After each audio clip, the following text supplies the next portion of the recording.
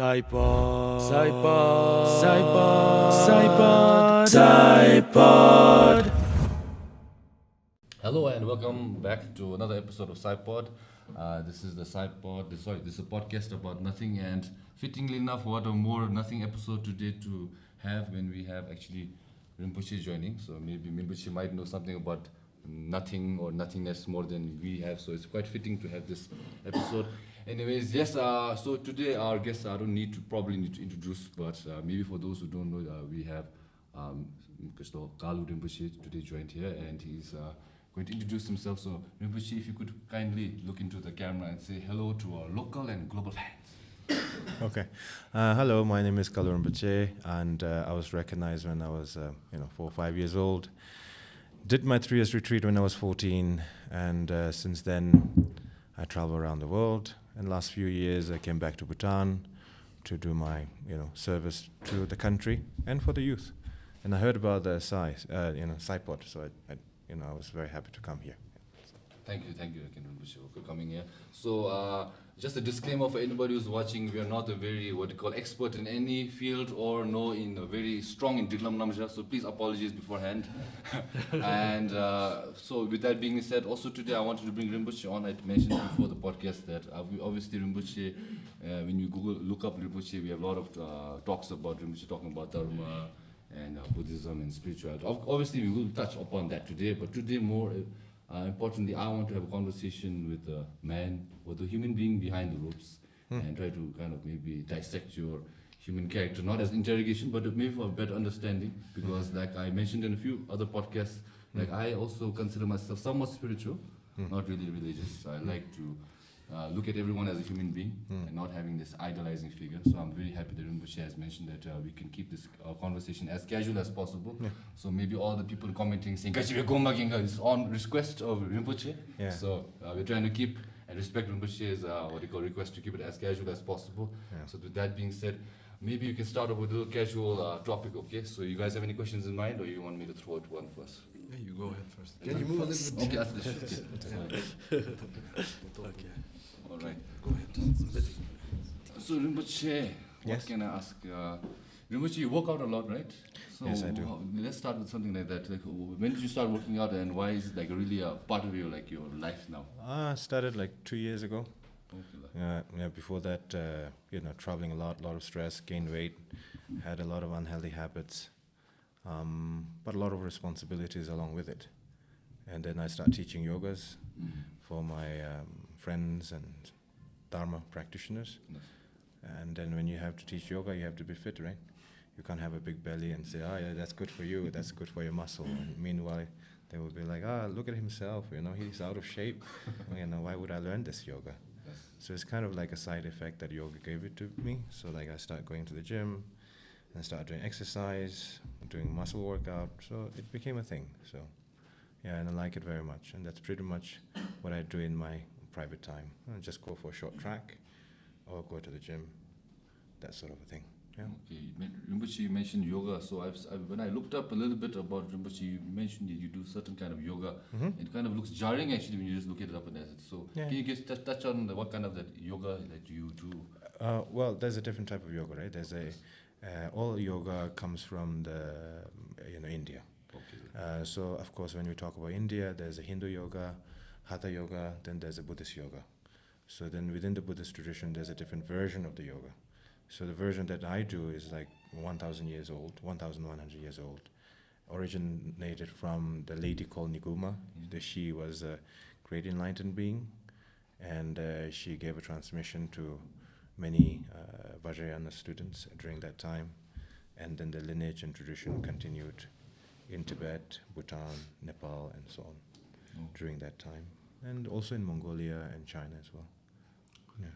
So, is there a certain kind of different, poses or stretches you must do in this kind of yoga than compared to the contemporary one? Well, this one, there's a 27 sequence, and then most of the yoga posture is more to do with keeping the air in the diaphragm. So it's not like just inhaling, exhaling. So there's a lot of things that you need to keep the air in the diaphragm so that it keeps your backbone solid. So when you land on the ground, your body does not move as much, and it has a different kind of reaction and effect to the body and mind combined together, that sort of a thing. Okay. Rinpoche, Yeah. in one of your pictures, I saw that while you're doing that yoga, you had these where they read your brain and electricity. Yes. Was that to read what happens during the process, like what kind of changes? Was that done for that reason? Yeah, I believe in the teachings of the Buddha. I don't believe in the personal individual worship. And when you worship an individual with the high title that they have and the special title that they have, the title can be forged and can be, deceive people. And if you watch out the history, it's not something new that we are experiencing in the 21st century. It's been there since the beginning of the civilization. So I believe in the quality, not the title. And so therefore, so I also believe in Dharma, and the Dharma, from my understanding, it's not a blind faith. It's based on the reason, logic. And when people come to me and say, "Oh, Rinpoche, I like your teaching, and I want to be your student. Like, what can I do for you?" And then and then I tell them, "I want you to do nothing, and you stay away from me as possible." Regardless of the social status, I give them the same answer. I said, "What you need to learn is the teachings of the Dharma, Buddha teaching, not my personal agenda." Right? So there's nothing to learn about me. I breathe same as you, I eat same as you, I sleep same as you. There's nothing much to learn. What I have is a little bit of what I practice, and I'm happy to share with you. Right? So I also focus very much into scientific finding. So like what we are doing during that time, the brain was to check the brain wave of our frontal brain, the side brain, the left brain. And then when we do the yoga, we are able to see some sort of a calm, abiding mind, in terms of the frequency within the brain activity. But there's furthermore research to be done. It cannot be one testing subject, right? It has to be thousands of people gone through a test subject. And then you say, yes, that is the conclusive result. Yes, that is very much physical in the body and mind, scientifically, medically helpful and so on, right? I mean, there's some people who've been very helpful with the yoga posture and practice and so on. But more research has to be done with the modern technology. So you don't have to convince people to do or believe certain things, Yeah. So can I ask one question also? Yeah, please. So, because you touched upon, how we should not always be curious about things. Why are things that way? If a teacher teaches you, I think for me personally, I think Buddhism was founded on curiosity, right? Buddha was like, why are people suffering? Why do we go through these motions? And nowadays, it's very easy for people to have a blind devotion. I think it's good to have devotion, but it has to have a right sense. You have to also be curious enough to know why are things way. So I think Rinpoche, through some of your talks, I think you're urging everyone to be curious, trying to ask why are things that way. So in that sense, I can relate to how Rinpoche is trying to teach us. Yes. I mean, you look at the Buddha, right? Buddha didn't sit on the high throne. Yes. He sat on a big temple. I mean, I have a temple, so I have nothing against the temple, just so that our audience understand I'm not being westernized, I'm not being brainwashed by Western people, just so you know. I have temple, I have legacy, I have 55 centers around the world that I look after for the last 18 years. But what I'm trying to say is that if you look at the Buddha, right, people see his inside quality. His inside quality outshines his external appearance. And therefore we call it the radiance of the Buddha, isn't it? He didn't brand himself that, I have found a new faith, therefore you guys should follow. It's called Buddhism, you should try. He was not promoting anything. He was promoting relative truth, ultimate truth, and then just give the absolute faith and the decision in individual's hand. Right? So that makes Buddhism special. Those who understand what is actually Buddhism, right? So it's not just a blind faith that you were trying to avoid. I mean, devotion is beautiful. I experience a great devotion when I do my retreat practice. But if you just, fall into the idea of devotion and then not having the logic and the reasons and the foundation around it, I would call you a very lazy person. Even you're doing a lot, you're not using your brain to, combine together, right? Yeah, you're just going full extreme. It's like a little bit like some countries who say we have to be so nationalist, we have to isolate ourselves, we have to love this and that. And then you don't do trade, you don't do culture exchange, you don't do knowledge exchange, you don't have any experience exchange. So you isolate yourself, isn't it? And isolation is never good in the modern world that we live in. That's just my thing. Okay, you want to Please. Norlha Rinpoche. Hello. Firstly, I would like to introduce myself because I think it's our first meet. Yeah. My name is Sangay Thinley, No, sir. but I'm also known as Ragnar Bhutan. No, sir. And I make content. I'm a content creator, and I make funny videos. So like before coming to this podcast, I did some research on Rinpoche. Oh, yeah. Okay. And I think the first video or like talk which I watched about Rinpoche was the one Phamar Sangay interviewed Rinpoche. And that time, as a content creator, like we always go like watch who is new, like what's new in Bhutan. And when Rinpoche like came and talked on that podcast, I like felt like, oh, I had some different view now, like because like I was brought up in a religious place, and my family is very religious. Oh, yeah. And even my name is also given by Rinpoche. Okay. Of course, it's Sangay, but I'm not enlightened by the way. Oh, yes. So, and when I saw like Rinpoche for the first time, and the first thing which came to my mind was like, oh, Rinpoche is very handsome. Because mostly I like when I picturize Rinpoches, they're like not so good looking, but but they are like, I feel like they have like some power. Oh. Like if I meet Aura. that aura, if I meet that Rinpoche, he will know what I'm thinking. Yeah. Other Rinpoche has an aura. I have ara. No, but then, I think that's the line you should go with. like my conclusion is that I watched the podcast till the end, and I was very attached, and I got like very, I think, what do I say, like interested, because Rinpoche was more like me, like normal, like relatable, and some of the like topic like how Rinpoche grew up, which I could relate, because Rinpoche said, talked about how life was during the early age. It was very normal. It was very like, lavish. Rinpoche was brought up like, so same with me. Even though I came from a what do I say, middle class family, but my dad provided me everything, and like Rinpoche, I lost my dad, and that's where how do I say, like I came to something like I think I faced reality.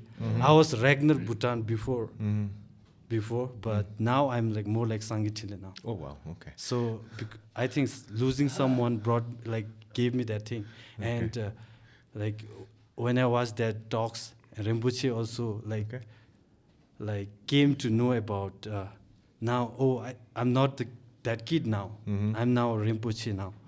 So my question is that how? So I want to. I think is the answer I'm searching for as well. So before Rinpoche was, I don't know what's the real name. Yeah, it doesn't matter. Yeah. Yeah. That kid. Okay. And suddenly, after like 3 years of retreat or something, now Rinpoche like got all the attention, and all the like now like everybody is looking to Rinpoche now. So how are you like balancing this thing?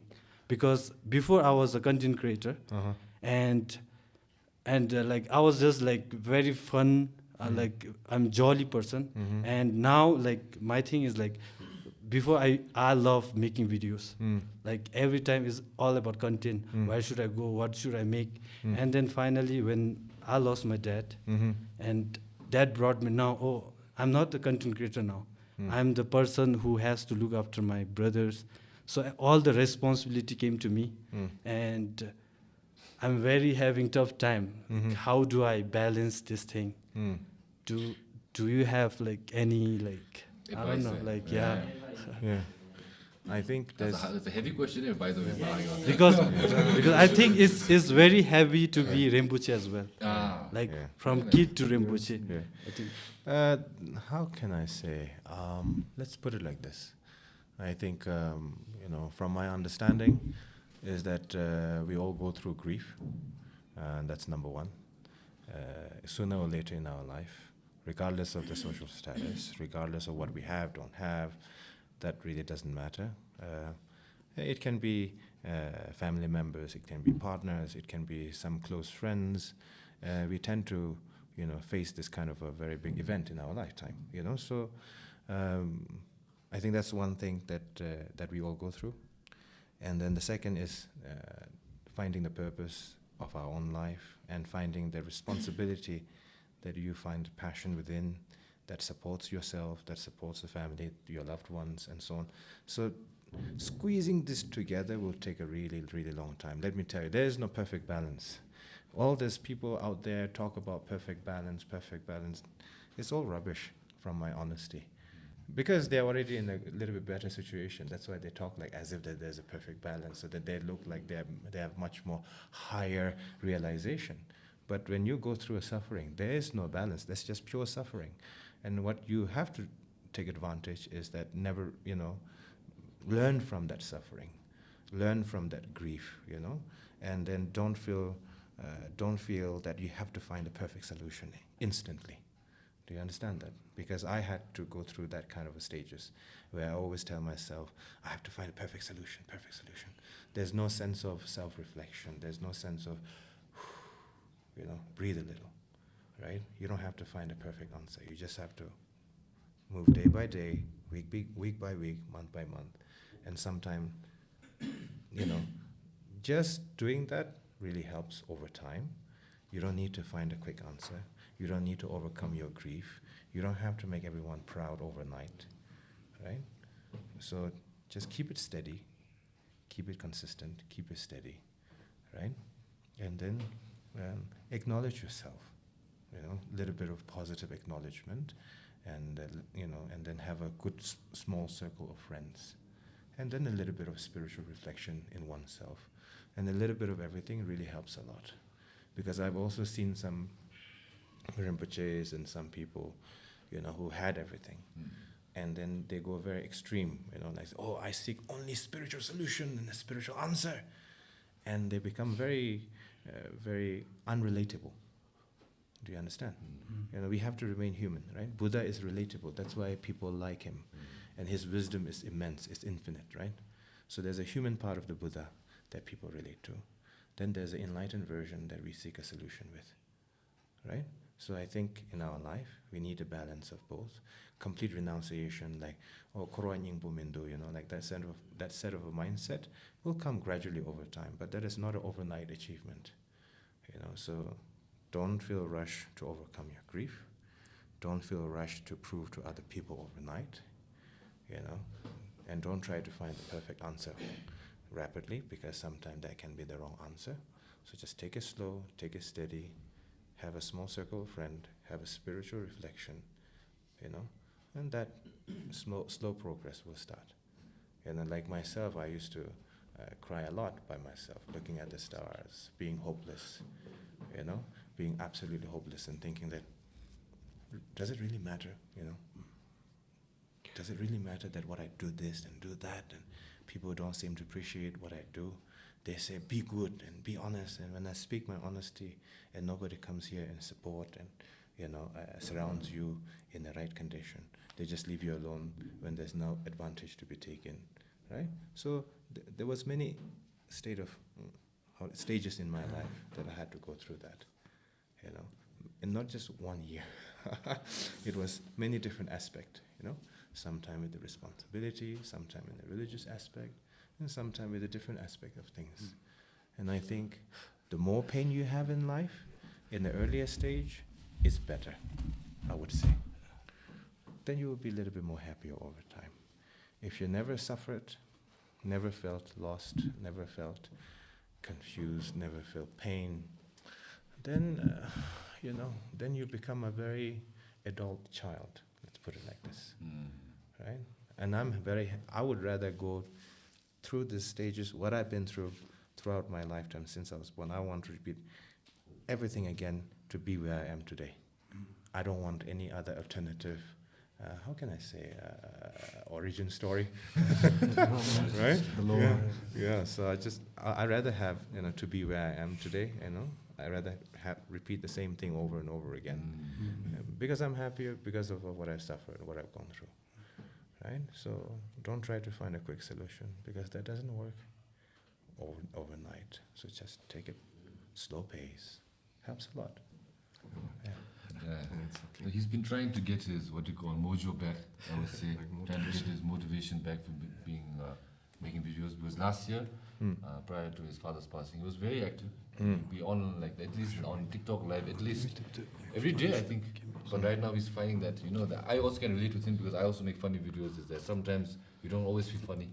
Yeah. So maybe at least my question for Ragnar to Rinpoche would be like, how would you try to get that mojo back? How would you How to bring it back? Yeah, because sometimes when we lack motivation, I think anyone can relate. When we lack motivation, what does one maybe can do to get that motivation back? This motivation, but I don't. Just maybe Rinpoche's opinion. Maybe you might have something like, I go to the gym, do 5 push-ups, 16 sets of cross, hit, and then the mojo will come back. Woo! Smelling salts. I don't know. Maybe Rinpoche might have something. Why smelling salts? Make you up there. But during your, while your father was there, with you, he knows that you create content, right? You are the content creator, and make jokes and so on and so forth. And then, how does he react? I think nobody has asked this question, but then my dad, he used to watch my videos. There you go. And before his passing, I made a blog about Thimphu Chettri, and he just came from Gaza, from his work, and then he was like, you went to Chettri, right? I was like, how do you know about it? I watched your video. And then I do know that my dad watched my videos, and he was like, but he never got into what I do. He always asked you're doing this, that. And, he never said you're doing good or bad, or that's it, you're doing, he never, I think he appreciated from inside, but he never told me, he's terrible at expressing it. And also, I think it was on Wednesday or Thursday that I called Sai. Okay. And he was like, you should come hang out, and then you shouldn't stay at home like that. I think you should meet with your friends and all.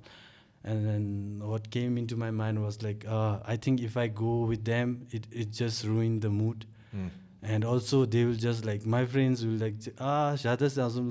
let's go and drink, have fun, don't think about that thing. And that is what I've been doing all this my life, going, hanging out with my friends and all.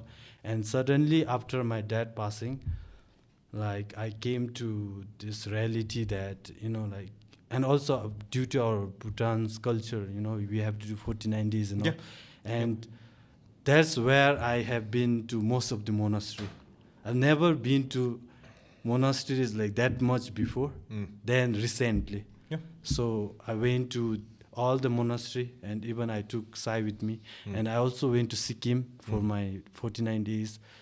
And I think, and also Sai was saying you should come to podcast and all. These guests are coming, and I was like, maybe I will just, I will just, ruin the mood and all. And he was like, I think Friday night, he said Rinpoche is coming, which Rinpoche? He said Kalu Rinpoche. Okay. And that's when I felt maybe I should go, and because I've been getting all the emotional support and all the, what do I say, I can't describe it right now, what's going on with my mind right now. But I am looking for a spiritual answer. Because like when somebody dies, it's all about reincarnation. And also Rinpoche is also reincarnated Rinpoche. And one thing is that I think I didn't make a peace with my dad because Go on. I think it's because my dad, he was a teacher before. Okay. And anytime that he provided me everything. And I think it was when I graduated class 6 and from 7 onwards I've been in hostel only. And I totally disconnected with my parents. And when I reached 9th grade, my parents, they separated. And I think I was more with my mom than my dad. And everything waned, but I was more carefree. And when lockdown hit, I became content creator because I like making videos and all. And I think at that time I was now I have to move away from parents and settle by myself. And I was living my own life. I was with my friends and all. And I think that time was the time I was having some peace with my dad. He came to my house, talk about this and that, about future and all. And I think this year, if my dad was still here, I might be in Australia. Because that was what we planned. We'll go there and this and that. But I think after my dad passing, plans and everything got chopped. And I don't know, I don't have that mojo now to be a creator, to aim for something big, legacy. Before I was that is the even I think every Buddhist knows me now. I should now explore more. And I was gaining some people from Nepal and India also. I was making some content. Now if I make that video, I feel like I'm faking now. Okay. So that's one thing, why I stopped making videos. It doesn't feel authentic. Yeah, it doesn't feel authentic at all. Maybe forcing yourself to be that way, not coming naturally. Yeah. So what is your question for Rinpoche Mama? Well, the spiritual answer you want. So what is the question? What is the spiritual question, buddy? I don't know. I just came here, came here for therapy. therapy, I guess. Actually, that's what I told right now. Yeah. I was maybe you can share about the stuff that's going through your head, what's bothering him. Yeah. Because you're talking to us, we can give certain kind of, maybe our opinion or our advice, but we also we don't also, maybe Rinpoche can provide another perspective, another opinion, I was thinking. From what what you heard. From what I listened to you is that you love your father, you wanted to have a certain relationship, the certain ideas that you have, but then you also have one idea, or hope or something that since he passed away, there's a reincarnation. Then your question is, where will he be reincarnated to? Or will I meet him again? Also, how do I make peace with my dad now and move on with my? You make a peace with yourself. You make a peace with yourself. I always have this guilt now. No, I mean, for how long you're going to carry on the guilt, right? You can carry on the guilt for 1 day, 2 days, fine. But then if that becomes your whole perception of life, that is just makes you stuck. Because I was in that state of mind that where you feel guilt, where you feel embarrassed, where you feel like a failure. And then, you kind of hammer yourself one after another. And then you drink a little bit, you smoke a little bit. And then you repeat the whole cycle. And then I'm like this, I'm not good enough, and I'm not good enough, I'm not good enough. I'm not good enough for my girlfriend, I'm not good enough for my father, I'm not good enough for myself. And that becomes your personality because that's the perception of your life. That becomes that you have to stop. And when I say stop, I don't mean that don't grieve. You can grieve. You miss your father. You should talk about it. But your personality has to be elevated from that perception of reality. I think that is very important. And the other thing is that, you know, you don't feel authentic. Just give it a break, you know. Like there was a time that where I feel like, oh, I have to sit on the throne, I have to keep teaching, you know, of course I'm reading texts and all that, and I don't feel authentic. Why I don't feel authentic? Because I'm not really connecting with people, right? You feel like kind of like a processing machine, right? You are told to repeat, etc., etc. And then the other one is just, you know, assuming, and you are just assuming they understood, and they're just assuming they're getting something, and that is not a spiritual bond. That is not a student-teacher relation, right? So over the time, in the beginning, I didn't like what I do, but I know I have a legacy to hold. I have a responsibility to carry on. So I transform in a way the way I wanted, by making sure getting into the same result, right? So just the external stages, I change the way I want. So I engage more with people. Like instead of giving a blessing, chawang, to people, you know, what I do in France, in America, is I spend time like what I do with you, right? Like I spend 45 minutes, and sometimes there's 20, 30, 40 people queuing on the corridor, and I'm just speaking to one person who's like going through a certain difficulties. But then if there's a person who's like just all about himself, and I'm like, okay, now there's nothing I can do, please leave. But if there's a person who's going through a real suffering, real pain, I'd rather spend time with that person for 1 hour, 2 hours, until that person has some sort of a clarity, right? So that's what I've been doing for the last 18 years, you know. So that's that. But what I'm trying to say to you is that you want to reconnect with your father. You want to run away from your guilt. You want to be free. You want to be yourself. I get it.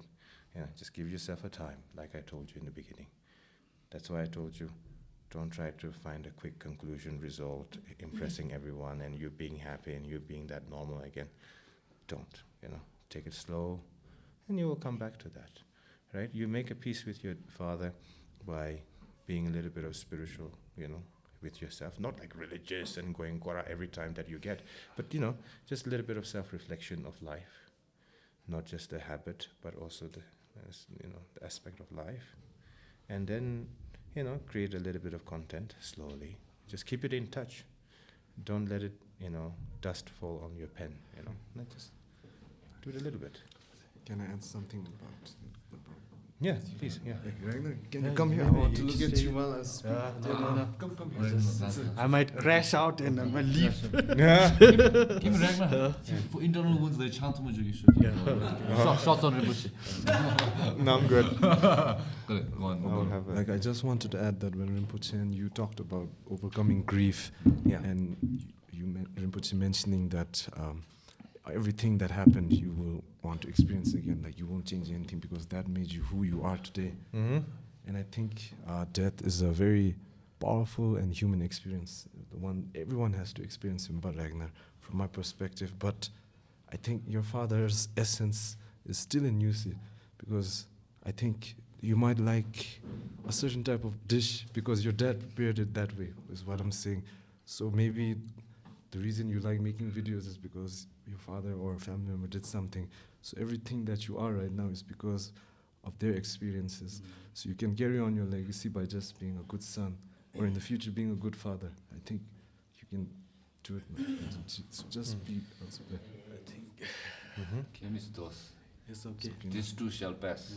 I think we should talk more about like Rinpoche. Don't worry, it's okay. This section of Ragnar free therapy session is over. Actually, Free therapy. It's okay. man, actually, Sai. If this was in France, it's like 50 euros right now. Just See, last time when Dinker came to your podcast, like I didn't feel like coming because it will be more like content ki kolera, and it will be more like how like social media is doing in Bhutan and all. But then when you said like Rinpoche's like podcast is Jendola pe, sorry my Jesa is not good.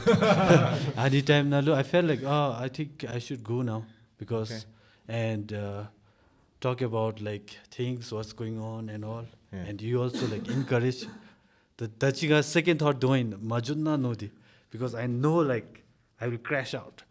Then I gachi lo thaptop thenjo azumchi. Okay. And even though I haven't talked with my followers as well about this thing, because I feel like I'm more like private person.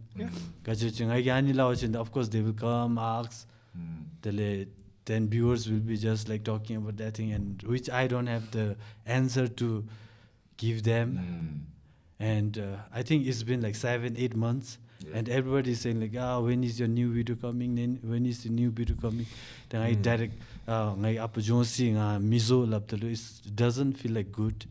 And I think I needed something to like connect to, and I'm very happy to be here. And I think I can understand what Rinpoche is trying to say. I will reflect on that, and maybe tomorrow is the day I might make a video then. Connecting yourself with your own emotion, with your own surrounding, your own mind. There's no further connecting than that, right? Yeah, people can spend a lot of money traveling here and there. They still don't find themselves. And so, like, they can drink ayahuasca in Mexico. Not that I'm recommending anything. I'm just saying. Rinpoche says ayahuasca. No. I'm not recommending that. No, I'm just saying. I'm clipping it for TikTok. I'm just saying that. Yeah. So. But yeah, okay, Ragnar, hopefully you feel better. So let's not get too dwelled into, obviously Ragnar, more topic the Lhakee. So let's move on now. No, I think we're cycling into this what you call Korwa. So I think we can take Rinpoche's words as heart, and also like what we said. So I think like that's Zumbe. You just try to find yourself and then take the time that things don't get over by one day, man. So in that way, let's just try to now let's talk about Rinpoche a little bit more. So speaking of grief and emotions, I'm kind of a little opposite. I feel like if I lose somebody who's really near and close to me, I don't think I could react. Okay. Because I think I'm not very in tune with my other emotions. Okay. And I'm kind of a little robotic in a way. Like I feel like emotions are weakness for me. Okay. A little bit nihilism, maybe it comes from that. Okay. I feel like if you are attached to something, you will know that one day when it's not gone, you will suffer. That's my belief. Okay. So in that way, like, what is your relationship with Rinpoche's relationship with maybe emotions? Do you think it's necessary to be part of the human experience, or do you think it holds us back from, let's say, maybe liberating to the next realm? I think being realistic helps. But you don't have to be cold. You don't have to be like kind-hearted, like giving your heart all over the place. You don't have to be that. You also don't have to be like cold-hearted either. So I think finding a middle ground, I think that's good. People will betray you no matter what. Whether you have money, wealth, power, name, doesn't matter. You have nothing, they also do. You have everything, they also do. You have everything, still, life gives you a lot of different kind of surprises. So it really, doesn't matter. But to be, finding a middle ground, I think that's good, right? So from my understanding, being realistic, being reasonable, even sometime when you're going through with so much pain and the suffering and unhappiness that you're going through, and then I think being a good observant of your own surrounding, that's number one. Number two is learning your pattern of your mistakes. I think that is very important, because some people, they're terrible in keeping the track of the pattern of mistake. So I think keeping on check on the pattern of mistake and being aware of that.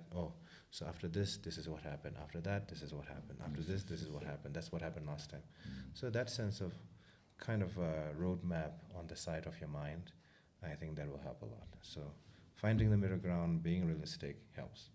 Right? I'm happy person to some extent, not the happiest one, but I'm a happy person to some extent due to the decision that I made in my life. The decision that I made in my life is due to the logic and the reason, short-term, long-term, mid-term, and seeing all the side effect of it, and then based upon that making a decision, right? So I think having that kind of perception, I think, helps a little bit. But still, it doesn't become immune from making mistakes, right? Yes.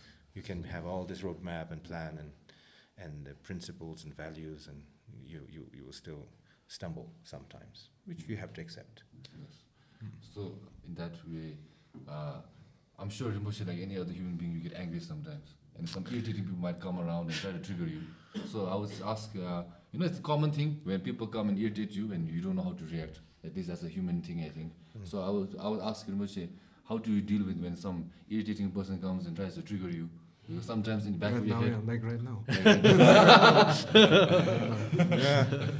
Yeah. Okay. Like, so let's say like example, like one part of your head might be saying like, oh, don't entertain. Why you want to, when someone's irritating you, why you need to do the same thing? But another part of his thing is, I want to fix him. He's irritating me. So like that kind of things goes through my head sometimes. So how does maybe Rinpoche handle when some people try to trigger you? Well, yeah, so there was a lot of situation where people throw the document on my face because they want to hold certain properties and meditation centers for themselves. They don't want to follow my, how can I say, direction, and they don't want to continue with a sense of management of based on transparency. So there's an instant like that. There was also an individual who come next to me and trying to instigate a fight, and then there was one person on the side making a recording, to make sure that I react to a certain way so they can justify. Oh, see, he's not a holy man. Oh, he's a human. Yeah, I mean, and then I said to them, okay, you want to start a fight. I can clearly see there's a guy over there making a video so that I can react, or maybe I punch you, throw you on the ground or something. That's the intention you have. You're not going to achieve it. You want to talk, go to the office, talk over there. You'll get the answer. So I don't spend my anger when it comes to the management level. I don't spend my energy on my anger. If it's something to do with, oh, where's the tea, where's the coffee, or where's the, certain small things, I express my anger and not really content. But when it's on the bigger scale, or a little bit on management scale, I don't really think of my anger as a thing at all. Because it's just waste of emotion. It's really, really waste of emotion. So that's that. Yes, you can hear that. Okay, can I ask? Yeah, you sure. first? Please excuse me, I need to go to the washroom. Oh, yeah. What you mentioned about your Buddhist centers, and for someone like you having to travel around and have to manage these Buddhist centers and well, I was curious to know, like, how does teaching to people in different countries or cultures, is there a different approach every time, or is there something different? I thought there was a different approach. I thought, of course, in a very basic level on the custom, right? You meet Indian people, they want to touch your feet. When you meet a Western people, you have to shake your hand. When you meet our Himalayan brothers, sisters, we say tashdele, kuzampo, and then we offer kadar or things like that. That is like a very much to the very thin layer of culture exchange, right? And I used to, before when I used to teach, I used to think that these are the Bhutanese students or Tibetans or Nepalis or Indians, and then now I have to, the way I teach has to be more careful, right? And then I used to, these are Westerners, so then I can be more open and free and straightforward, right? I used to think like that in the beginning. But then eventually I understood that it's all about the human connection, right? You give a good feeling, there's a good feeling coming back, right? And it's not about getting married and kissing each other. It's about sharing your experience, sharing your ideas, sharing your knowledge, or whatever you have. So you keep it authentic, keep it transparent, and not be brave, but learn to say, I don't know, right? And then the more you have a principle to as a character, as a person, as a Buddhist teacher, to tell them, I don't know. And then it keeps it very authentic, right? You're not trying to give them into a lot of theory studies. You're saying, I don't know, I haven't experienced that yet. When I do have experience, I'm happy to share with you, but this is what I have right now, and I'm happy to share with you too, right? So you keep it authentic, and you keep it simple, and that's my understanding. Of course, like I said in the beginning, you meet French, you give a bisou, kiss on the cheek, and then you meet American, you give them a handshake, right? If you give them a kiss on the cheek, they were like, oh, what are you trying to do? So things like that, right? If you meet a Bhutanese, come on, you can give a kiss on the cheek or something. So that sense of culture exchange has to remain there, but when it comes to the core, keep it straightforward, keep it transparent, keep it respectful, and that's that, right? Yeah. Okay. That's my understanding. What was the question? How does teaching differ in different cultures? Okay.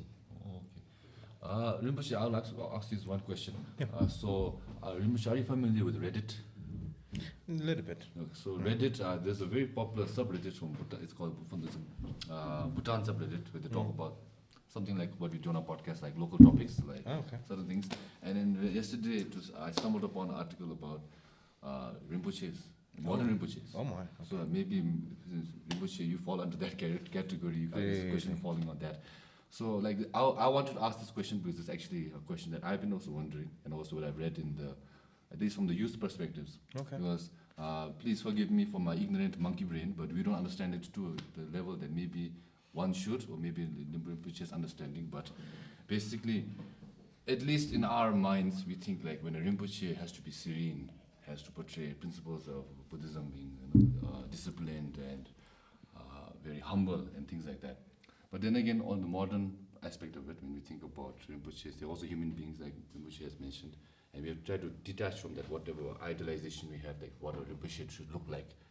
So like how Rinpoche portrays himself on social media doing the apata dance, or maybe working out, or driving a Porsche. Yeah. Oh my God. You need to cut that out. So basically, my question is like, maybe one part is like when you have a social media presence, which is message at least to the people who are viewing it, and then also like when we think about a Rinpoche's, portraying certain, the principles of Buddhism, but on the same aspect, like maybe living a luxurious lifestyle. Do you think that it kind of contradicts those principles? Yeah, I mean, number one, since I came out of 3 years retreat, there was an assassination attempt to me, because the management wants to take the lead and they just want to keep me as a symbolic figure. Yes. So when I say attempt, it's not like, like touching you a little bit, right? It's like breaking down 2 doors and saying, I'm going to kill you because you're not listening to us. We're going to recognize somebody else instead, right? Okay. It was very, very much to the, to the point where you say, I think I'm going to die. Where you don't think yourself all the time. That's the state of mind. Yes. So that kind of shook me a lot, because I used to be very, very conservative and very traditionalist and be like this and be like that. But when that happened, from my own inner circle individual management team, and they say, I justify my action because you are doing it wrong. Okay. I said, but what you have committed is a crime. It's nothing to do with who is right or who is wrong. I didn't kill anyone. I didn't try to harm anyone. I didn't try to steal anything. And yet you put me in this position of, trying to assassinate, and not just saying that, but also, we recognize somebody else instead, who will listen to us. And that kind of hit me very, very hard. And then I just said, I'm just going to be myself. I'm sick and tired of this. I believe in Dharma. So I want to make it very clear on our viewers that I believe in Buddha Dharma teaching very much, but just not the people who portray themselves they are perfect. It's very simple, right? I believe in great teachers. And there are many great teachers. There are many great Rinpoches. Many great Rinpoches who have a great titles, big legacy, many reincarnations. And there's a Rinpoches who has no reincarnation history, but they're great masters, and I respect all of them. And I'm speaking it for myself, right? So I said, no, forget about this. I'm just going to be myself. So what happened was I lost a lot of sponsors in the beginning because I didn't fit into a category. But over the time, slowly, people who came along with me, they sticked with me. Right? So that is a lesson that I learned in my life. Be authentic, willing to lose everything and gain everything, so that stays with you. So that is my principle. And then, so that's that. So from my understanding, I'm not a monk. I've been recognized as a Rinpoche, and I'm far from perfect. I'm far from perfect. And I managed, when I took the responsibility of meditation centers, from around the world, and there was a lot of debt that I had to clean it up, because there was a lot of unnecessary competition among themselves, and they make an unnecessary project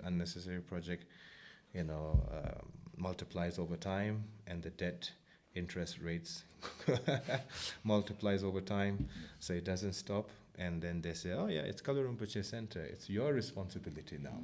So I thought, oh, it's a great responsibility. But then later on I came to know that actually I'm here to clean up the mess. You know, not really enjoying the name of Kalu Rinpoche. So I was like cleaning up everybody's debt actually for at least like 6, 7, 8 years, you know. So there was nothing going on successfully, you know.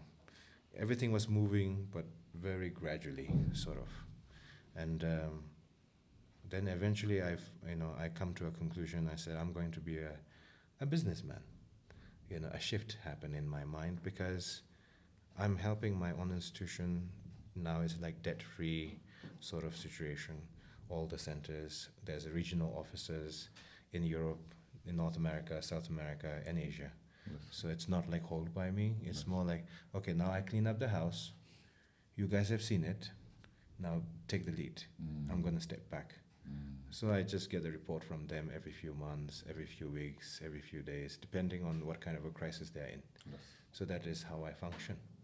But then, you know, I also observe that just being pure and this and that is not really bringing the funds to the institution. Yes. You know, when people are coming to me and say, I have a knee problem, Rinpoche, and please give me a blessing. I have a shoulder problem, please give me a blessing. Of course, we are happy to offer a blessing and making a prayers. I mean, I have no miracles, but I'm happy to make a prayer for you. But when you see this kind of a circumstance, right, sometimes you just want to donate and do more. And then when you think about that, then you see the capacity of your own wallet. Then you start to realize you can't keep on asking from people. You can't keep on waiting for the right moment. You have to create your own wealth in order to help people as much as possible. So that kind of it's like a combination of two things that I decided. Yes. Yeah. Something related to business. Yeah. Sorry. Yeah. Can I give more water? Okay, Rinpoche, I wanted to ask, because since you mentioned that you were a businessman as well, a little bit, but you were interested in the entrepreneur, you have that entrepreneurial spirit with Rinpoche. Okay. So I wanted to ask, like, even in the Eightfold Path, there's something called the right livelihood. So even as businessmen, do you think that we can add Buddhist principles into business? Because businesses, if done correctly, they can also aid to the growth of people, right? It's success and growth.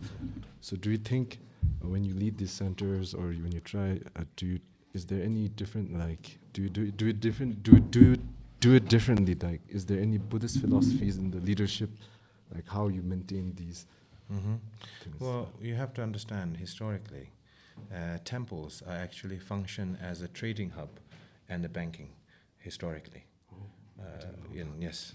So there are many temples. It's not just Buddhist temple. It's like a church, any religious community organization. They function like a hub of information, hub of trading, and the hub of funding, and so on. And then it's been like that throughout the history. It's not something that happened, like last night or something.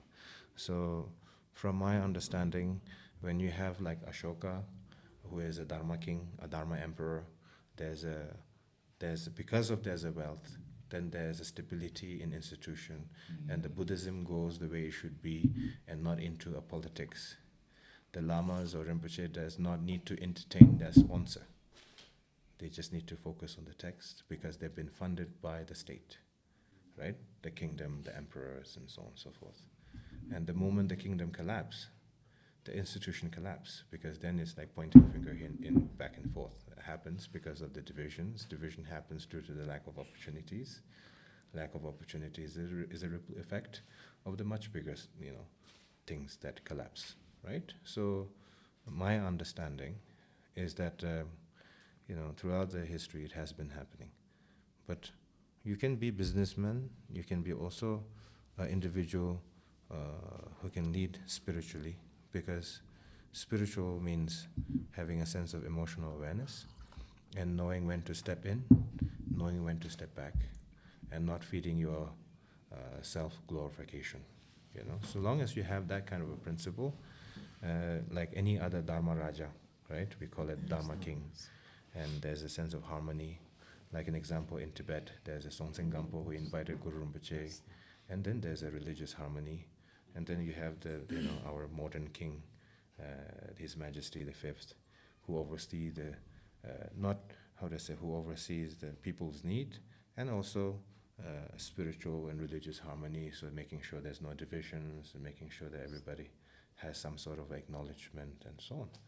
And so that's that. Yeah. So I think long as you follow that kind of principle, we are not in that scale, but you make a little bit of smaller scale than that.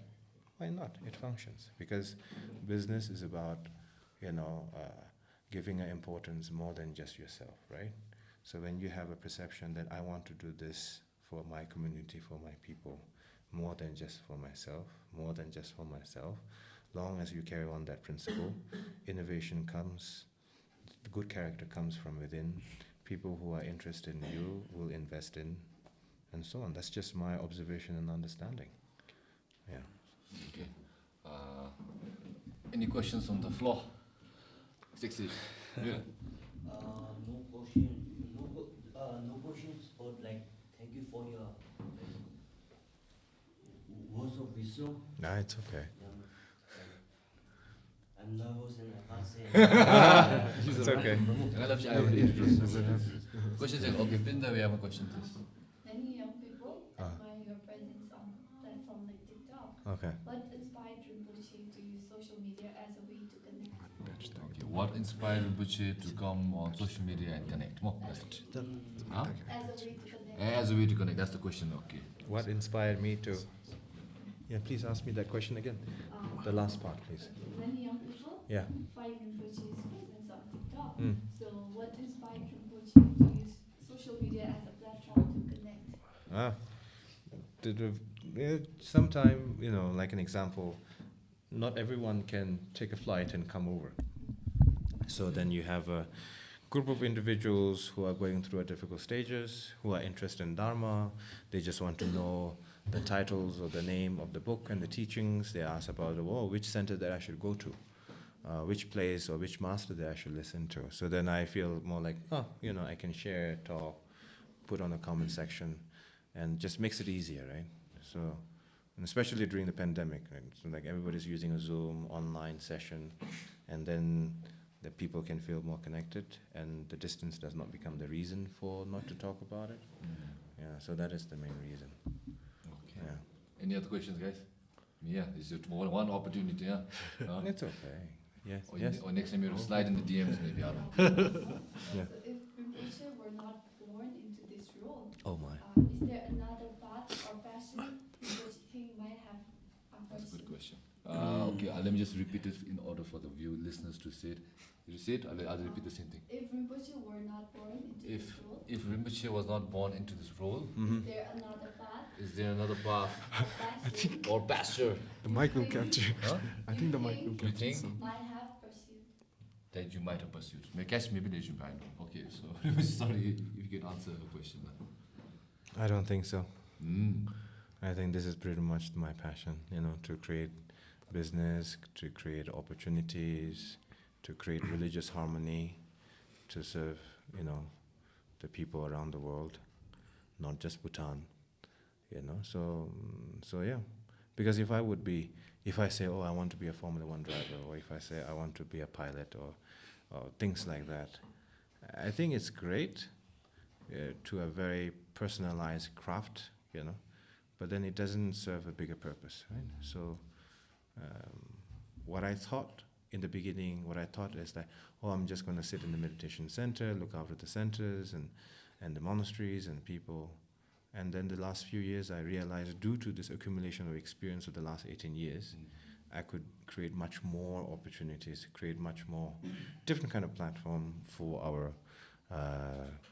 our current generation, older generation, and the new upcoming generation as well.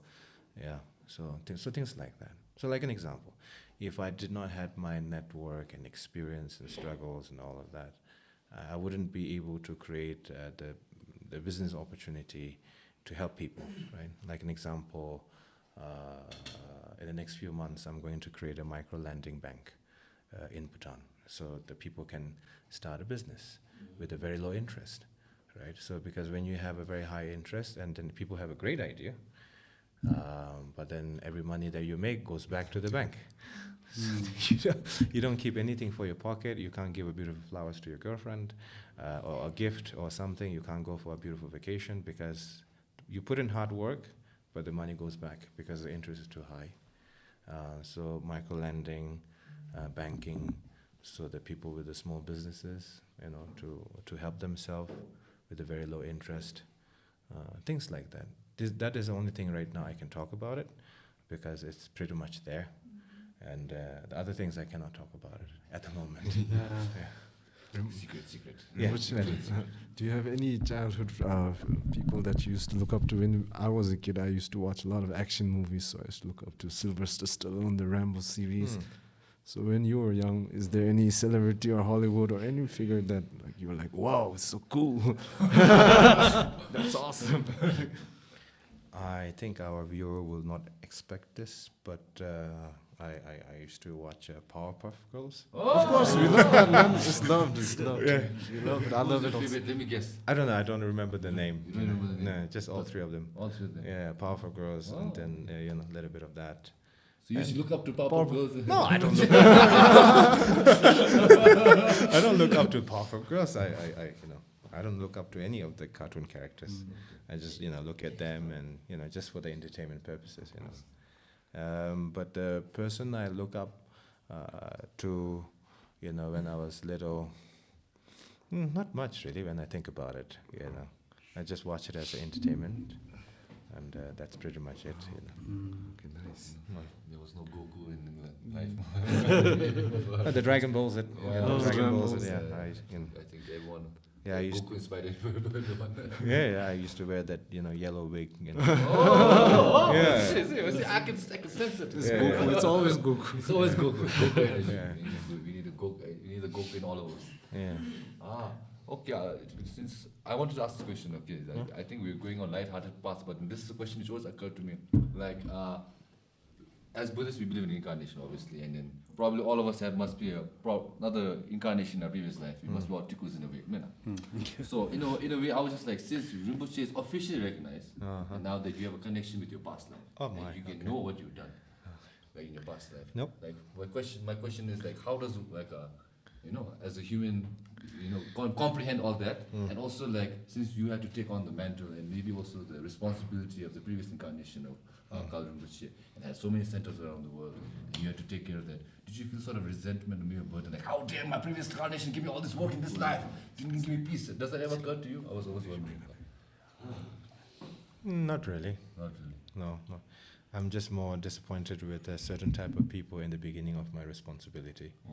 Okay. That's pretty much it. Because they thought that they could use me as a toy, as a symbol, and then they want to decide everything on their own, and things like that. But that was the only thing, because previous Kalu Rinpoche, I don't remember anything about my previous life. Okay. But there's a certain text that previous Kalu Rinpoche read, and then I could read that text for 1 time, 2 times, then I could remember every single bit of it. So there's a karmic connection. And then, previous Kalu Rinpoche, he's a great master, So whenever I teach people or talk to people, I never tell myself, not even a second, that I am Kalu Rinpoche, the reincarnation of the previous. Not even a second, actually. Yes. When I was little, I used to think I'm a reincarnation of Kalu Rinpoche. Maybe, I don't know. But something like that. Yeah. But when you go to 3 years retreat, sleeping in the meditation box, and studying about great masters' biographies and so on, it kind of humbles you, right? And then makes you realize where you actually are. And in your head, you're thinking, I'm great, I'm this, I'm that. But when you actually see your own qualities, and then seeing all this great masters' quality, you realize you're at the bottom of the bottom, not even on the earth level. So I never tell myself that I'm a reincarnation of Kalu Rinpoche, because if I compare myself to him, he's an enlightened being, a realized being. I'm not. And I just see myself as a person who maintained his legacy. That much I can say. Yes. And I'm not trying to make you think, oh, I'm so humble and so great. No, I'm just telling you that's what I believe in. Just kidding, just kidding. Imagine. Yeah, it doesn't matter. It's But okay. then, also with that being said, Rinpoche, now that you mentioned that, I'm Yeah. not sure if I'm correct, but I Yeah. think in some other previous interview I watched, Rinpoche say that you're not on the path of liberation anymore. Am I wrong or correct? What? Something like that. Am I wrong? I don't know. Like, did I say that? I'm not sure. I think maybe wrong. But Okay. with that being said, I want to know now, Rinpoche, you mentioned you want Maybe to I be a said it businessman. as a joke. Oh, okay, sorry. Yeah. Then my mistake. My mistake. Please Yeah. check me. I'm mostly wrong all the time. Uh-huh. But so what is Rinpoche's maybe like now the goal and purpose in life? Like you said, you want to be a businessman and also want to help others and teach, maybe like guide them. So Yeah. now what is the ultimate goal in this life? Yeah. I think the businessman sounds a little bit incorrect. I would say a little bit like more like creating opportunities Yes. for myself and for others. I think that's the more correct content. Context. Sorry. No, just to serve His Majesty, and then that he has a vision about the GMC, and to do whatever I can to support and to assist. So that's that. Yeah. Yes. Just keep on going. Keep on swimming. Yeah.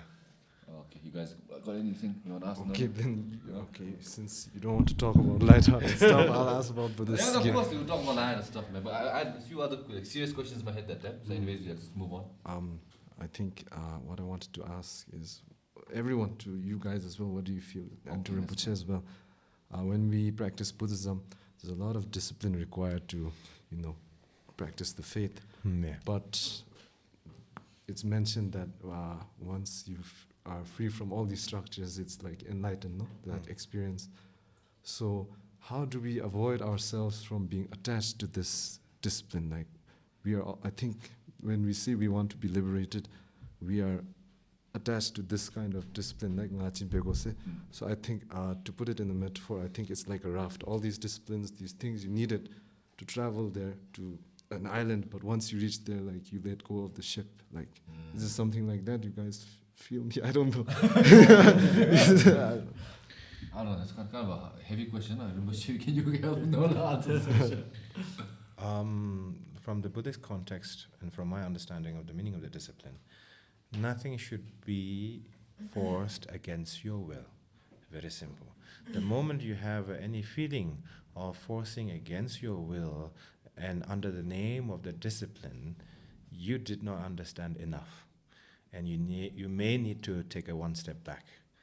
So the perception towards the discipline has to change based upon how you perceive life, right? So when you perceive life in a certain extent, and the discipline comes naturally, it should not be like a rule or law, right? The rule and law is not to be broken, you will get punished and so on and so forth. But in a spiritual sense, in the Buddhist context, is not like you will get punished or anything. The discipline is based upon your own realization, your own understanding, your own need, right? So based upon that, then you're moving forward. I think that understanding is far more important than imposing yourself against your will, against your desire, and then like kind of squeezing yourself and then exploding at the end, right? So that doesn't lead anywhere, isn't it? Yeah. So, but you have to stick with few discipline. Certain things will always overwhelm, but you just carry on with a few spiritual understanding, dharma understanding, and moving forward bit by bit. And I asked that because you need some discipline. Yeah, maybe I'll ask a question on my good friend Norla's behalf. Norlha is a very creative person, very hardworking, but he lacks the burning desire to discipline himself. So what would you recommend Norlha to do in order to get his discipline in check? Quit everything. He doesn't get motivation to wake up on time, sleeps late. If he has work, he kind of procrastinates to the last minute, then he gets overwhelmed with all the work and stuff like that. True. Thank you for throwing me under the bus. Thank you so Well, much. I've been to the very, very wide picture. frame, yeah. Wide. Wow. Okay. Beautiful So maybe campus. you might have some tips on how to get that self-discipline that we all need in our life. Not just you, me too. I also wake up at like odd hours. just balance it. You don't need the discipline. You just have to balance it. You wouldn't. How do you call it? Survive. If you just become too extreme. even in the Dharma spiritual journey, we say, not too uptight, not too relaxed. Find a middle way. So that's it. You just have to find a middle way. That's it. I think I have. All you need to do is make sure that you are not dependent on a certain substance. Let's put it like this, right? So long as you are not really dependent on certain substance, certain negative habits, and certain pattern of habits, as long as that is not there, finding the middle ground is relatively easy. So that's it. Okay, Ragnar, last question. Yeah. Hopefully not 2-paragraph essay. Yeah, okay, no. That's good. I think it's more like personal question. So about Rinpoche. Oh, okay. Since like Norlha said like about discipline and all, and I'm bit curious. I'm interested on like if suppose Rinpoche is a content creator, and if you want to make a blog, like what would be a day in the life of Rinpoche? Oh, no, like I what? wouldn't do that.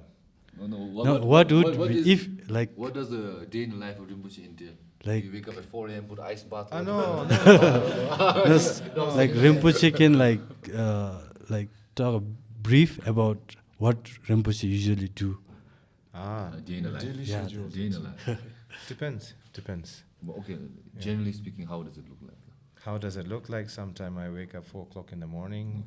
When there's an event, prayer starting at 6 o'clock in the morning. And then, and then sometime if I'm jet lagged, then I'm sleeping until 2 o'clock in the afternoon, right? And then usually I just wake up around 6, 7. And that's it. Yeah. And what does the rest of the day look like? Brush my teeth, go to the toilet, reflect what I have to do today, and then have a lunch, have a quick chat, and then probably do.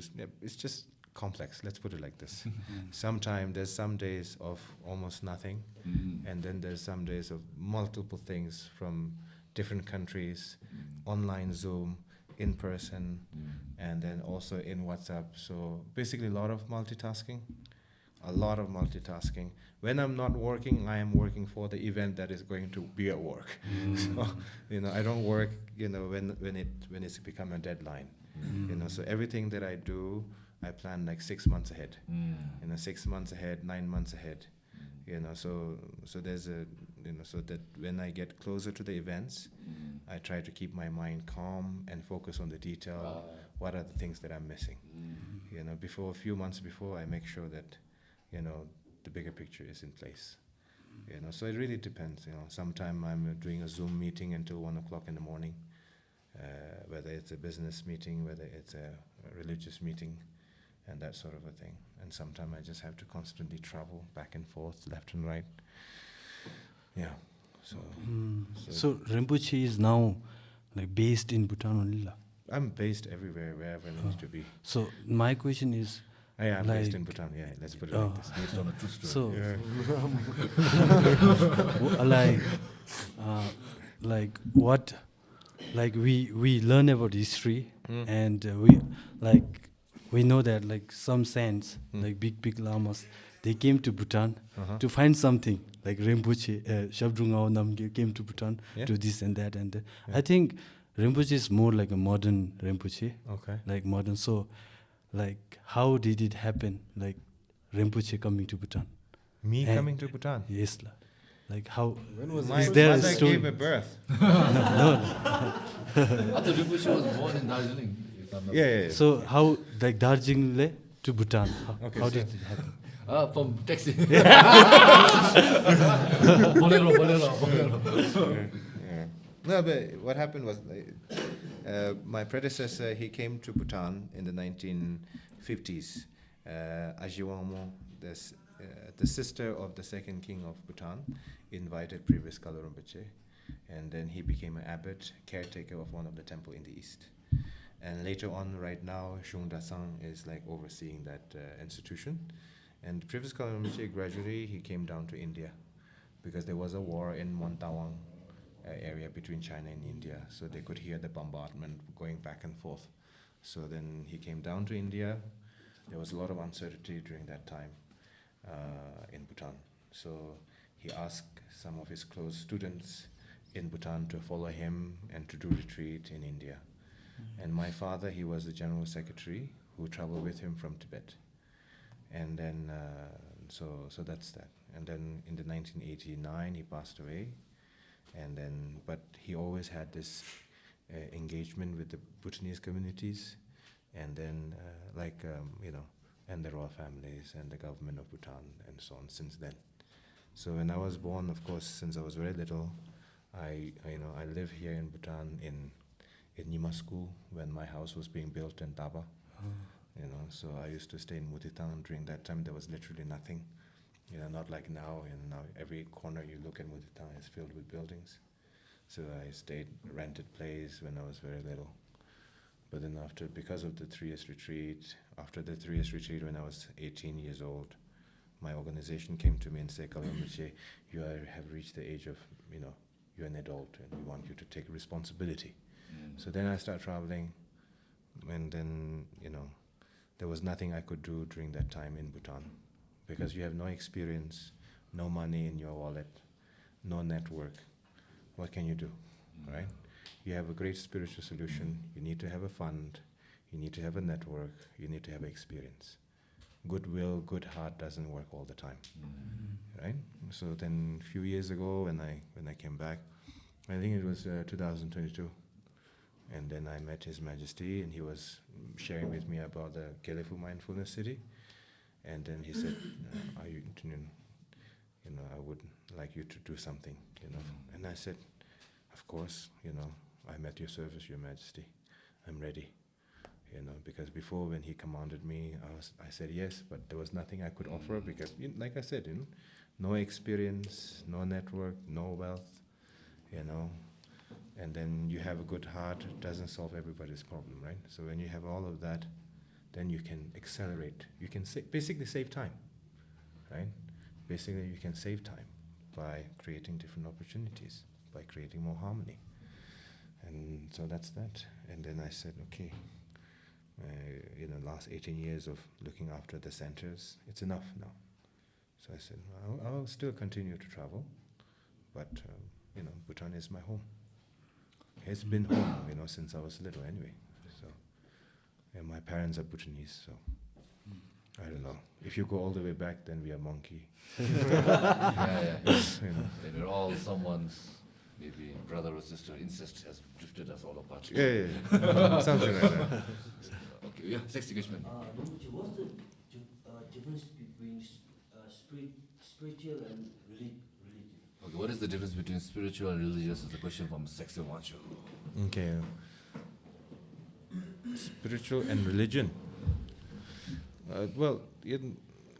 Religion, from my understanding, from the Buddhist context, is when we call Buddhism, it can be seen as a religion, it can be seen as an institution, it can be seen as a path for the self-liberation. So it has a different context within that whole ecosystem, right? Not everybody has to be graduated from the Buddhist school to be enlightened, right? So you walk towards the spiritual journey, purely Dharma, and then you reach to the enlightenment. And if you approach to the academic angle, then you also succeed in the academic angle. And if you function like a religion, which you can, to a certain extent, and then it becomes a religion, right? So the Buddhists can adapt to anything we want to be, based on how much it can be helpful, beneficial to the people, or the country, and the communities, and so on. And so that's that. Okay, good. Yeah. Cool. We hear stories about Rinpoche's old masters actually, doing some magical stuff.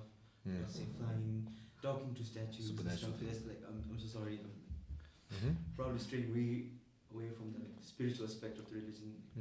So why is it that we don't see or hear about it more often these days? These are times which is much more filled with troubled times, and I feel like it's much more needed right now than back days. Everybody has a phone, that's the problem. Too many witnesses. Okay, JYP's question is, we need a often miracle. hear about supernatural things that Rinpoche can be accomplished. He's saying during these troubled times, how come we are not He being needs able a to miracle. experience or see it? Maybe JYP needs a miracle. The question, he needs a miracle. I know. So Why are there no why, miracles? why Why are there no are they hiding miracles? from us? Why are they afraid of smartphones? Why are there no miracles? There's too many phones, too many WhatsApp group. Yeah. So no, from my understanding, there's still a lot of miracles, that I experience with the great masters, that I have witnessed myself. But if you are not a practitioner, and if you're just like a wanderer, and then obviously miracle won't be witnessed by you, right? Is it If you internal? La. No, is it something physical you see, or is it something internal you feel? It's a physical that you see. Like an example, I'm not really superstitious. I'm more into what I see is what I believe, right? So like an example, I have a masters who can predict certain things in the coming days, in the coming month, So things like that. And I'm also, when I was doing a retreat, I also able to predict certain things, and I will say, this person has passed away, and they discover later that he actually passed away. And like an example, I would say, there's a pond that has to be destroyed. That is in the front of the Buddha statue. And then they don't listen. And then a few months later, a kid drowned and died. And then they start to destroy the pond, right? And then I say, well, it's too late. So these are the few things that I have witnessed, and these are the few things that I experience myself, But those who don't believe, they don't listen. Even you tell them, right? I told these people, I say, you guys need to destroy this. There's an angel offering the water in the front of the Buddha, right? There's a big pond. So I said, you guys need to destroy this as soon as possible. And they're like, why do we have to destroy this? Why? It looks so nice. It looks so beautiful. But Don't know what I know. Don't know what I know. I can't tell you. But you get the point. Yeah. So then they don't listen. Like you tell them on their face, they say, no, but no. They come with their own reason. And then I say, okay, so I'm not here to argue. I'm here to inform, right? I'm not here to win the argument. This is not a debate. This is what I feel. This is what I see, and so on and so forth. But then they don't listen, and then a few months later, and then the kid drowned while everybody was doing a prayer, and they said, Rinpoche, I'm so sorry. Da, da, da. I said, don't talk to me. No, seriously. So things like that. So if your mind is clear, you'll witness many miracles. If your mind is in a wanderer state, even the person is telling you on your face, you will not see it. And like an example, the Buddha is his own brother, right? The Mara. His own relatives, family member, they don't see he's a realized being because they don't want to see it, right? So it's also come down to, it's not like over-imagination. It's about your own experiencing it with a sense of awareness. It's very simple, right? When you with the other person, like an example, family, right? When you go through a very strong addiction of certain things, let's put it like this. Even there's a family, people say, we love you, we care for you. You're like, fuck off, There's an individual who responds like that. Forget about the miracle. We don't even see even the human level of connection. Right? So miracles are there, how do you call it? Miracles, and then being able to see certain things in the future, these are there, but those who omniscient, right? But they don't market themselves in the street. Okay, so anytime you see them in the middle of the street and telling you about your fortune and unfortune and all that, obviously you have to go on the other side of the road. All right? If they sell themselves like as a market, how do I say, as a product, right? If they try to sell you as a product, then obviously that is not authentic. But if the relation is there in a spiritual sense, and then they share with you sincerely, and then these are the possibilities that are authentic. If they brand themselves like, I'm the fortune teller, oh no, come on, I don't want to listen to you, right? But if they brand themselves nothing at all, but just simply a practitioner, and giving you their sincere thoughts, sincere concern, and then you listen, then there's a profound impact. That's my answer. Maybe Rinpoche, you can make a prediction about young German. He can choose to either witness the miracle or No. Tomorrow you be careful. There is a car next to your house. Observe. Something might happen. I don't know. Rinpoche, since you mentioned because there's cell phones everywhere, I'm curious to know, like, how does young monks these days navigate through their life with access to mobile phones, with the introduction of technology? How is it different now? The modern I want to ask with the introduction of the internet, cell phones, and everything. I think some monks, some monasteries are a little bit more strict, and some monasteries are very much lenient, and that's it. But I don't think right now, many of the monastery, I don't think there's a set of what kind of a content they should be looking up and what kind of content they should avoid. I don't think there's a clear guideline to it, because like an example, in the Western, some institutions, schools, there's certain violence, footage, graphic, they just leave it alone and tell them not to watch, or age limit and so on, right? Yeah. But I think many monasteries, we don't have an age limit right now. We watch all sort of thing, so, but that's not, something we can change overnight, gradually, I think. Pinda has a question. You got a question? Yes. If you don't mind me asking, I just noticed you have tattoos, which many might find it unexpected. So would you be open to share the meaning of it or the story behind it? Okay, for those who didn't hear, Pinda, I've noticed that Rinpoche has a few tattoos, which might be unexpected. So if Rinpoche could explain why you have tattoos in the middle. I have tattoos at the back and here. Yeah. So then why? I don't know why. It's cool. It's cool. It's cool. Yeah, I don't know. But can you tell us if there's a meaning behind any of these tattoos? You just got it because of aesthetic reasons? I just got it. There's no reasons. Just I did it. Looks cool. Yeah. Hope that answers your question. Yeah. Okay, a little bit of serious question because the last one in my head. Then we can move back to like maybe lace packet and YY stuff. Anyways, but before that, I would ask Rinpoche. I'm also very fascinated with the retreat kind of a concept, like all the great monks or the great practitioners go through the Losum Chusum. So like I did a little research like about like the worst punishment you could do to a human being apparently is to keep them in self-isolation. Like in prisons when they do the isolation, usually the inmates they go mad because they're left with only their thoughts and the idle mind makes them go crazy and all. So I would imagine, I can only imagine that it's not easy to go to a retreat because you're left with only your thoughts and yourself. So I would like to ask Rinpoche, like during the process of retreat, what are some like key takeaways that you could at least explain to a layperson like me, like you took from that experience, and what was the biggest challenge and how did you overcome all that? What was the question? Like the last three parts? From the retreat aspect, what are some takeaways you took from the whole experience? What were the biggest challenges and how did you overcome them? Like number one that you need to understand is that 3 years retreat is not an achievement. And so that's one thing you need to understand. Those who say, oh, it's achieved. No, it's not achieved. It's just more like the teaser. Oh, yeah, it's more like the trailer for the movie. Yeah, something like that. It's more like that, and I think that is something that people need to understand. And nowadays, oh, you did you did this and you did that.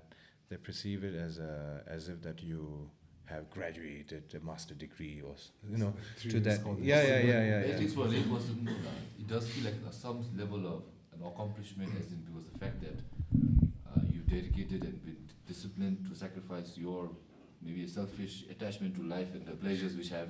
I don't see myself as an achievement in that because in the retreat it says very clearly, this is not the journey. This is nothing. What they say is that this is an experience for your spiritual journey. The real retreat is your life. So the real retreat is how you carry on with your life. It's not how many years you can sit in the box. How you lead with your life and how you react to certain challenges and so on. And there's even saying that everybody can sit in the cave if you're not challenged with the anger and jealousy, because nobody is pushing you to the limit, right? Everybody can claim that I'm a great master, I'm a great meditator, great this, great that, just because you could stay quiet. In the cave, yes. Yeah, in the cave or meditation box or whatsoever. But if you are challenged constantly and react differently, and that is the definition of a good practitioner. Oh, right?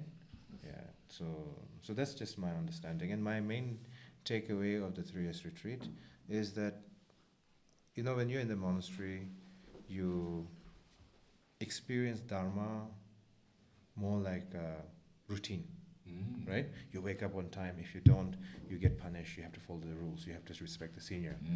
Then you have to be with your classmate, right? You have to share the snacks and things like that. So it becomes very much community-based. But when you're in the retreat, it is a community-based, but still you feel like you're on your own. You're in your room. You're on your own. Nobody's telling you what to do, what not to do. Yes. And then your mind wanders. Exactly. Your mind wanders like a bird that is wandering around in the sky and trying to land somewhere. And when you are in the middle of the sea, right? So then, when the bird lands back into the boat, that means there's no island. And when the bird disappears, then that means there's a island somewhere nearby. So when you're in the retreat, first phase is your mind wanders a lot. And then at some point your mind wanders to the point that you come to a conclusion there is nothing to wander to. You understand? There's nothing to wander to. And then you start coming back to yourself. And then you start questioning what is really, really important, what is really, really matter. How can I observe my negative emotion, my positive emotions, and all of that? And then when I practice this, and what kind of an impact does it give? And what kind of a perception of the reality, how it changes, right? So not just in the daytime, even in the state of the dream, your mind becomes sense-aware and clear and so on. And you can be playful within the dream as well. You can create, multiply, project within the dream, so things like that. Yeah. So those are some things that you learned to learn. Yeah, a little bit here and there. I didn't master it. That's So that's that. Would you recommend to anybody to have maybe a hint of what you've experienced? Like, do you think that's valuable to a human experience, or you think that can be easily avoided? Would you say that? What, the 3 years retreat experience? Yeah. Would you recommend that to any human being, whether it be 3 years or whether it be 1 week? I think you should do retreat bit by bit. You don't have to prove other people say I could do 3 years in one go. Yes. I mean, unless if you want to show that, that's your choice, But if you really want to experience the retreat, first you have to find the joy and the bliss, the practicing of the Buddha Dharma teaching, not as a culture, not as a tradition, but as a real spiritual journey. That your mind becomes fully clear and aware, and sense of bliss and aware combined together. And then the moment you find that kind of a quality and foundation, and the time increases by itself. The length of the time increases by itself. Yes. That's my advice. So don't try to copy other people. Don't try to do a long one. Try to do a short one. Make it impact. Make it reasonable, and have a sense of reflection. And if you have these few things, the time will increase by itself. Right? So, Thank you. You're welcome. Okay. You guys want to do the ones what and question? I don't have any questions. Okay. Then let's ask. Rinpoche, do you snack? No. You don't snack. No. So you don't eat processed chips and YYs and all stuff like that. Probably one piece. 1 piece. Once in a while, like one piece, like in the sense, like one piece of chips. Do you eat Lay's lah? No. No lah. No, Okay. like I was gonna sometimes ask the what was lamas we share the talk, Oh, that's- they are a little bit one piece. I was going to ask what was Rinpoche's favorite Lay's packet, but now since Rinpoche doesn't snack, I think you don't have a favorite. Green. Ah, you're green. Yeah, Okay, you're in green. Norlha's a green. Usually, most people pick blue. Ah, It's yeah. a very popular flavor. Yeah. So one common question we have on this podcast is, Yeah. I'm not sure if Rinpoche, do you watch movies in your free time? Or you are a leisure watcher of entertainment? I watch many history. Okay. I watch a military history, strategy history, Oh. tactician history. Yes. And then I used to watch movies, but then it goes into the same thing all over again. It's like woman heart broke with the man heart broke with someone. Then he tried to do this. It's like a same loop, and then the action always the same. and then the Marvel movies and Avengers and all that, and then you're always, oh, what was the next one? When is the next one? And when is the next one? And then by the time you realize you're already, in your 30s, like, oh, It's gone. so I watch history. I watch history. I watch military. I watch military tacticians and. I also listen to some military Yeah, podcasts when I fall asleep. Yeah. So it's and then I listen to a Stoic philosophy. So these are the few things, and then of course, a little bit of Dharma teachings here and there. Yeah. Which is your favorite war? Out of all the wars, out of all the fights, which is your favorite fight in the I have my favorite war. No. It's not about a favorite one. Like this when you look up. Like what's so many fascinating things? For me, it's the psychology of the generals. So for me, that is the most interesting fact, right? So what they're seeing, what they're thinking of themselves, how they treat people, how they see of the logistic behind, right? And then some individuals, they are so individualist, they don't give a damn about the people's life. So my interest is not about how many people they kill or how many people they didn't kill. It's more about the psychology of these generals and the leaders and the kings and emperors and how they sustain and protect their own countries, their families, what they've gone through. And the one leader that I really admire the most is Ho Chi Minh. Yes. Oh, he was named after a guy. Ho Chi Minh was a dude's name, I was 2 years old. Nice. So I watched his whole biography, and I like this guy, I admire this guy so much. When I went to Vietnam like a few months ago, 2 months ago. 2 months ago. Yeah, 2 months ago, I visited his tomb, and then there was honor guard for me. They prepared this kind of reception. It was wonderful. It was great respect.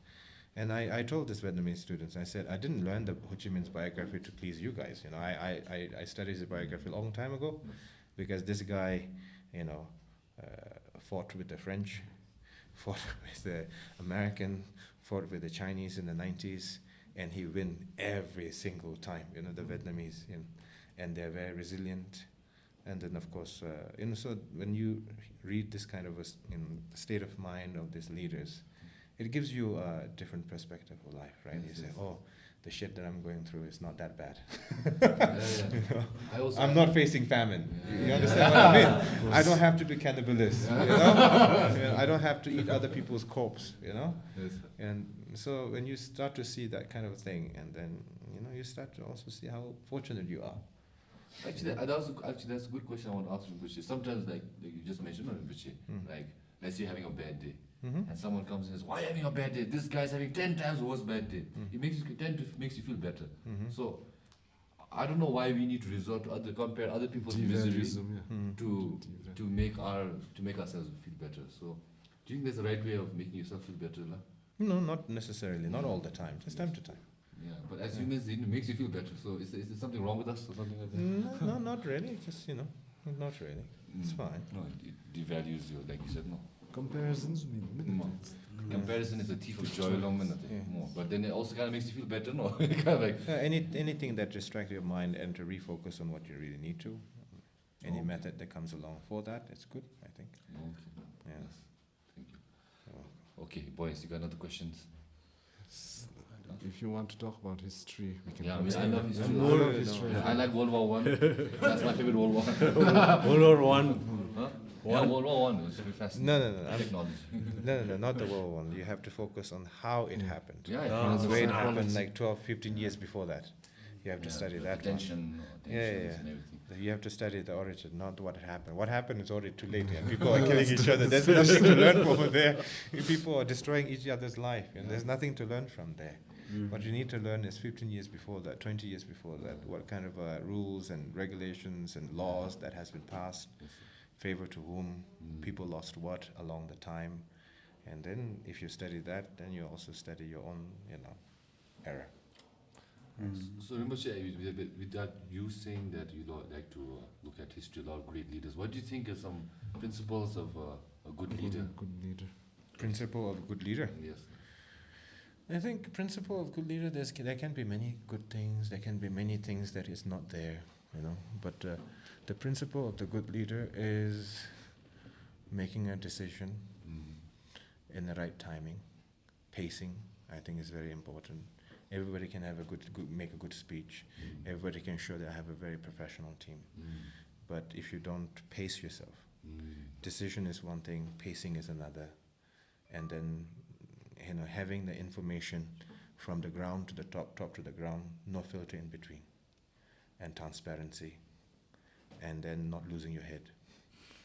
Right? Not losing your mind, I meant, like people praising you, say, oh, you're such a great, you're good. And then it's the same as you react to someone who criticizes you, saying, you're terrible, and you react like, how come you criticize me? You're being distracted. That's the foundation, right? You're being distracted on both ends. But from the people who praise you, people who criticize you. So long as you can be still and steady, and these few elements, I think the great leaders, these are the qualities. I think... Come time do that, sir. Battery do what? Battery. Do you? Come to ask, no?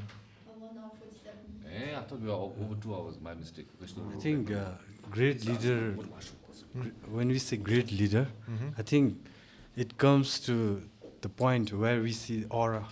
And the what? The aura. And I do see some aura on Rinpoche. It's not that at first. I think I put the sunscreen. That's the other thing of my own. But when you say great leader, we say we see some aura and all. Okay. And I think me, I'm 90s kid, so I'm born in some in the meat of what everything happened, and experience everything. And I think I don't know, just because I'm Buddhist, I'm not saying this, but I see lots of aura on our present kingdom. Oh, yeah, I think when you say great leader, the definition should be our HM. That's what I feel. No, absolutely, yeah. When I see His Majesty Fourth King, and then during the National Day, and then when I see His Fifth King, His Majesty, of course, Their Majesty, they try their best to be friendly, to be informal, but I naturally bow down to them, just out of respect. So that's that. Ziji, you could call it, right? Ziji. Because I can't think of any other great leaders other than our HM right now. Yes. My favorite leader is Leonidas. Was Leonidas an actual person? Yes, from Battle of Thermopylae. You should I watch a know. video. Yeah, they were very It's not gay. friction, yeah. No, It the happens, only part which was not left out was they were all gay. Spartans. Why do you have to ruin everything? That's a beautiful part. It's beautiful. They Talk fought about each how other. 300 men defended the Persia, man. And they loved each other so much, man. They really loved each other, man. Cut me out.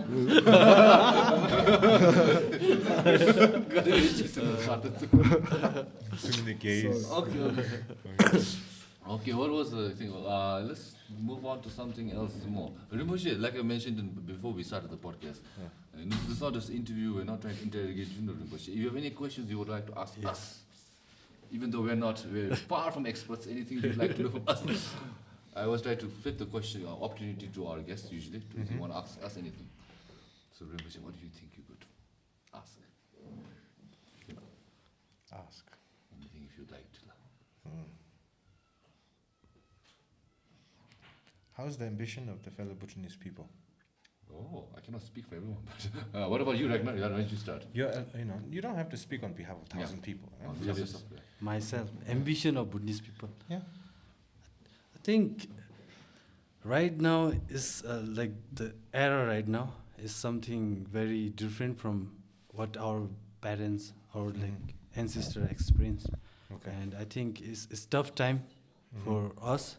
I'm not a youth now, but I think ambition is very big. They don't want to be left out. That's why everybody's going to Australia or Canada. Yeah, they're going abroad, so they don't feel left out. So everybody wants to make money, come back home. I think build a house, set a big business. I think that's the mindset right now in Bhutan. Everybody wants to become something big. Okay, what about you, Norlha? What do you think the Bhutanese ambition of Bhutanese is? And this is from your perspective. For me, I think that we are ambitious. I can't speak for everyone, but the people that I've seen, the people I've talked with, I think they all have some kind of ambition, like I want to do this. But I think it's what has to do with our culture, like we have to be humble, I think. So that's what puts us down from being overly ambitious, I think. But personally, for having my friends around me, I have people who are very ambitious. I think that with the growing people being having experience from people having access to the internet and other new technology, I think Bhutan can do something by being ambitious. So being ambitious is not a good thing. I mean, it might not be a bad thing, that's what I'm trying to say. So Bhutanese are there, so I think that's what I've experienced. To add on what Norlha and Ragnar are saying, I think Bhutanese people are ambitious, especially like I mentioned, the Nyamchu ones who are born with not many privileges, are very ambitious people, because I think in any community, any minority would try to strive to have a better life than they've lived, for whether it be for themselves when they grow up or their offspring. Just like that, I think Bhutanese are like that, and I think we're becoming more and more consumerist day by day, which is natural, it happens, and that's why, like Ragnar mentioned, people are like opting to move abroad. Like, I want to experience Starbucks, especially Pizza Hut, KFC, simple things like that. Middle class, like people are moving abroad. It's not the rich ones. It's the people who wants to experience like luxury. Like improve the quality of their quality, which is very natural. But I think Bhutanese people are, that's just my opinion, we always take the easy way out. Okay. So Australia, I feel is easy. Okay. Canada, I feel is easy. Okay. And I can say this because I lived in a foreign country and worked, and I can say it because I have some personal experience. Because the hard part is staying here and building a legacy or making money. And obviously, I won't blame them. You take the easier choice. And because we always, more often than not, we take the easier choice, we cannot reach our ambitions.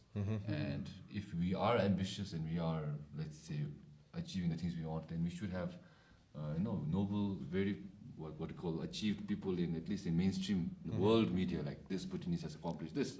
No, we don't really see that, because I think we're not very hardworking. That's what my opinion is. Because if we were hardworking, then we'll strive above the prejudices, the work that comes with it.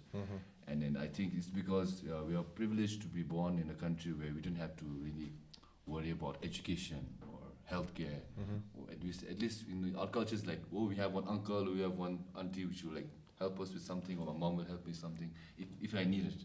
And that's very good, that we're very communal, we help each other. But because we have that safety net in the back of the head, it really doesn't make us hustle, I think.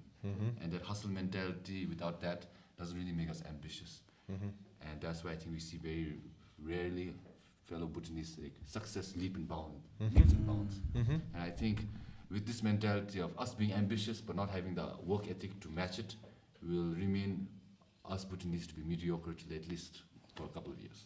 That's just my opinion. Okay. Okay. That's so what else you talk about? But I don't know, I could be proved wrong, but right now, at least in my perspective, I think, I don't know, maybe we'll see I think because maybe Bhutanese, like me as a content creator, him as a singer, I think everybody's finding a breakthrough where this professional can sustain, so which we don't see in Bhutan. I think it's the process. I don't think in my generation, we as a content creator can sustain if we like take the work like as like full-time job. So that's where we have to go abroad to make money and to fulfill that. And that's why like we have become ambitious on making money more than what we're passionate about. I think that's something we can't balance in Bhutan right now. And it makes sense. Yeah, it does make sense. Maybe someday PSY-POD can break through. Like, to break through in internet is about like recognized by like worldwide. So once like example like Sai is recognized by worldwide, and he can then come to Bhutan, like talk with other agencies and all, and they can like bring Bhutan to that spot where they can earn and all. I think that breakthrough is not happening right now, and I don't see it's happening any movement. I think that's why like people wants to leave their passion behind and just go work and do like earn money. that's the situation of Rinpoche. I think that's what I feel right now. Yeah. But it's a common thing, I think. At the end of the day, like our friend Sexy says, the claps don't make your belly full. But that's just from a creative perspective. I think people who go to Australia are not necessarily creators. They want to provide a better life for themselves and their family. So it makes sense. When there's a better opportunity to do that, you can't really say anything else to do that. But I think if this trend continues, I don't think you'll find many ambitious people focusing on their craft rather than focusing on the payday. I think that's so yeah. Okay. What else should we talk about, guys? Anything now? I think we've asked Rinpoche extensively on whatever we wanted to ask. If you want to ask. What kind of music do you listen to? Good question. I want to know. Hip hop, Rock, ACDC, Jazz, No. opera. No. the classics. Yeah, just the gym music, Yeah, something like that. Yeah. Okay. Yeah. Do you listen to podcasts or do you listen to music when you work out, or do you like silence? I work in music. Music. Yeah. Okay. Yeah. How often do you go to the gym, if you don't mind me asking? 6 days a week. Wow. Okay. Yeah. And then it's therapeutic. Do you think it is Yep. therapeutic? Very much for me. Yes. Yeah, for me, very much. Yeah. It's where I release my stress. Yeah. So, yeah. All right. If there's just no more other questions, you want to end the podcast? Huh? Okay. All right. Rinpoche, thank you again for You're joining welcome. us, and thank you, Please, Ragnar and yes. Norlha, for being vulnerable. Yes, And please forgive us our Forgive tardiness. us. Forgive our tardiness. yes. But yeah, I hope at least those who watched this till now maybe got something out of this, whether it be some reflection or some information, or you just enjoyed, listening to this while you do your dishes and whatever it may be. Rinpoche, so lastly, since like I mentioned earlier, our podcast, our audience is like just like how we have today. If you have any parting words you have to the youth of Bhutan today, if you could like to say a final words. Final words. Any advice, or maybe nothing, like just like don't forget to brush your teeth or anything. Final part. I would say stay healthy, number one. Number two, be resilient. Our boss, His Majesty is working very hard. Sometimes he works until 1 o'clock, 2 o'clock in the morning. So I think you guys need to understand that. And he's building the airport, he's building the city.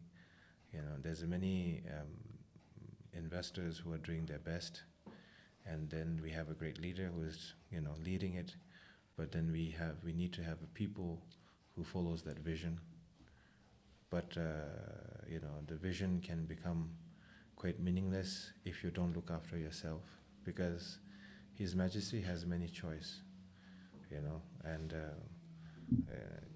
but yet he chose to dedicate his life to engage more with the public, build the city, make a completely new law and new currency and all of that.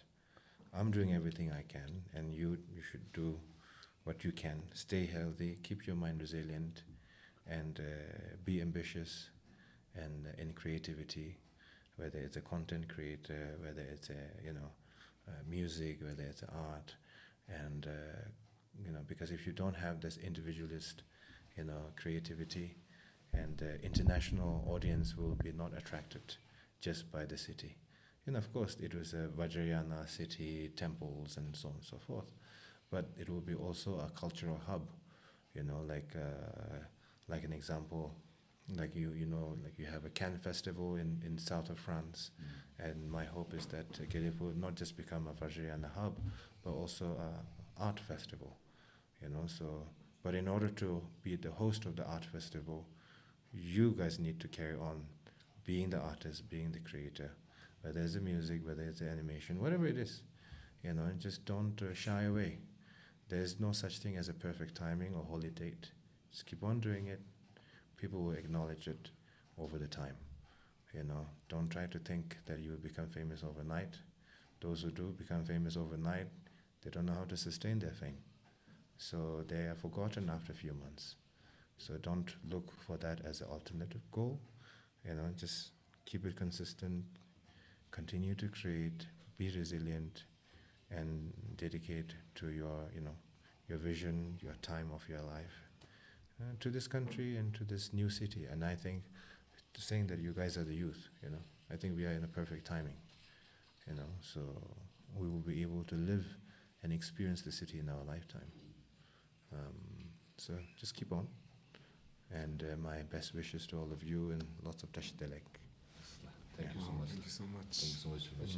So I give you a challenge. I'll give you a challenge, Ragnar. Yes. At that time before we got here, we were talking about a popular streamer called Speed. He goes to countries, from different countries, and he just experiences the culture. Seen a little bit. So I'll give you a challenge. By the time GMC is out, you have to host Speed, in GMC, Ragnar. Okay. IRL. For Speed IRL, you gotta grind till then. Hopefully, I'm in Bhutan. I'm here in GMC with Ragnar Bhutan. Sweet. So damn nice. Kusampo garalo. Darina GMC airport. Complete yasu. Denzi mira. That's fun. That's fun. Manifest. Okay. Again, thank you again, Rinpoche. Thank you so much. Thank you so much. Thank you so much. All right. Okay. No, I gotta say shout out my members I didn't do in the morning. Oh yeah, I gotta also shout out to Juno Studios. Sorry guys, every time I'm here we forget to mention that we're in Juno Studios. So we always have to thank Juno Studios for providing space and man support with Norlha of the Juno himself. So Jamyang, I'm said it. Oh yeah. So before we say goodbye, we also have to thank our members who help support this podcast. So Rinpoche, please, I could request one final favor for you. You could just give these very kind members who support me a shout out. Generous people. Have to bless their name. Bless their name. Bless them. For you, okay. For only $3 you get blessing. Okay, so which one I You should? just start one up. Okay, so Just speak right. I have to mention the name. Just say Okay. name. Okay, so Lhakee. Okay, Lhakee, right? Lhakimo. Lhakimo, Lhakee, Chuksss, Deki. What is that? That's like 4 T's. How do you even say that? Like only for PSY-POD? Yes. KP only here for Okay. Oh, okay. Lhazzzy, right? Yes. Okay. NoPay, Wangdi. What is this one? Inola. Pema, Chuzek. Yes. Drakpaaa, RINXIN, Bonde 69. Oh wow, nice name. What?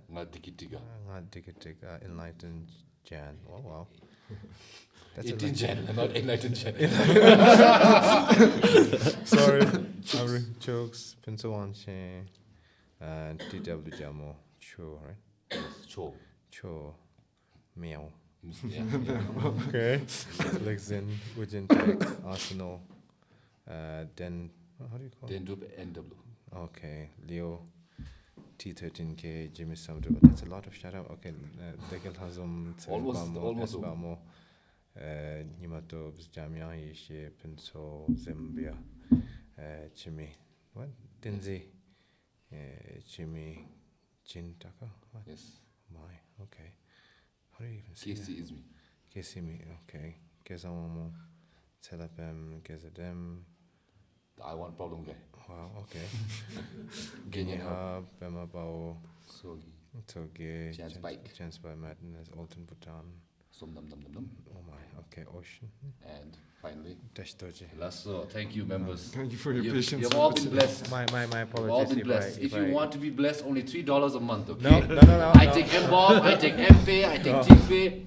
Okay, Rinpoche's scan will be right here. Just kidding. Okay, again, thank you. Okay, No, until the next episode, please, if you're watching this episode for the first time because of Rinpoche's face, or maybe Ragnar's face, or Norlha's face, please consider subscribing because of this face, okay? So, till the next episode, thank you all for watching. Bye-bye. Thank you. And see you. Lasso, please cut.